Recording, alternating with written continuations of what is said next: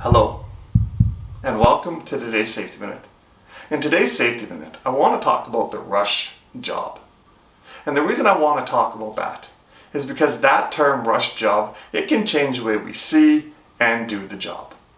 This happens because that word rush, it puts the focus on the efficiency on the job, on how fast we can get it done out the door to the client because an unexpected or unplanned job came up.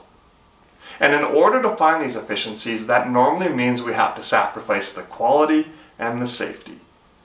By sacrificing quality and safety, that usually adds up to putting out a lesser product while increasing the risk to ourselves, our coworkers, and the organization. And I don't think putting out a lesser product while increasing the risk is truly what we're trying to accomplish. I happen to know all too well about the rush job. The job I was on when I was hurt was a rush job. Another crew put the wrong color of vinyl flooring throughout the main level of a brand new home. In the new home industry, flooring is the last major trade to go in.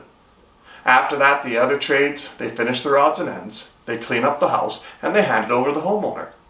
And if you miss that move-in date, there are huge financial penalties that come along with that. On top of that, that homeowner, they don't have a house to actually stay in. And they have a truckload of furniture that doesn't have a house to go into that now requires storage somewhere else. This was a rush job. And in order to speed up, we changed the way we did things. Instead of using elbow grease and sweat equity to manually strip that floor off of the plywood, we used a chemical to reactivate the glue, which made the material peel up in sheets. It saved tons of time and loads of money. Unfortunately, it came with a side effect. It was highly flammable. When that chemical ignited, it was technically labeled as an explosion, and I got burned. All because we changed the way we did things for a rush job. I've now come to see a rush job for what it truly is. You see, in the past, whenever a rush job would come through my day, it seemed like that rush job would automatically take this huge amount of importance. And with that came a large pile of stress put on my shoulders as I did everything I could to get that job done as fast as possible. But I now have realized that that rush job was no more important than all my other jobs. And the reason was because all my jobs had to get done. And if all my jobs had to get done, including the rush job, they were all important. What was truly being communicated with the words rush job was not a matter of importance at all. It was not saying that this is the most important job you have to do. It was saying that this is the next job you have to do. It was never about importance. It was about priority. And just like all your other jobs, they are scheduled in a matter of sequence and priority. It just happened that this rush job, it took the top spot. It's the next job to get done. The other thing I learned about the rush job is that they always get done. No matter if you meet the target, you beat the target, or you miss the target, they always get done.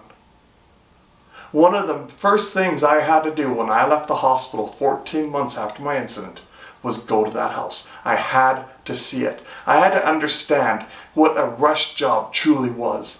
I had to see they could get a house, rebuild it, and sell it faster than I could heal and get out of the hospital.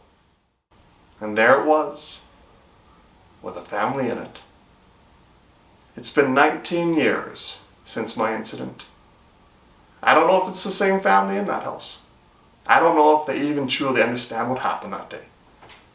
What I do know is the person that deals with that rush job every single day for the last 19 years is me. Because my burns will go with me every day of my life. I have one more message I want to share with the rush job. And this one's for our supervisors, managers, and foremen.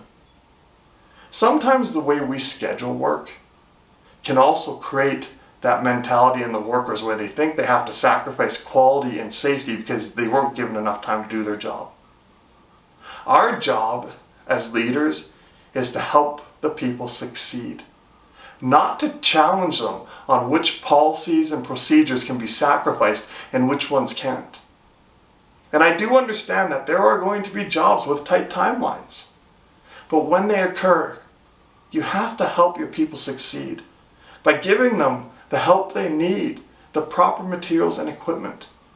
And most importantly, communicate to them that there's not a job so important it cannot be done safely. So if all your jobs are important because they all have to be done just like a rush job, and if all your jobs are prioritized just like a rush job, and if all your jobs are always completed just like a rush job, I kind of think it's time we just stop using that term rush job and call it for what it truly is.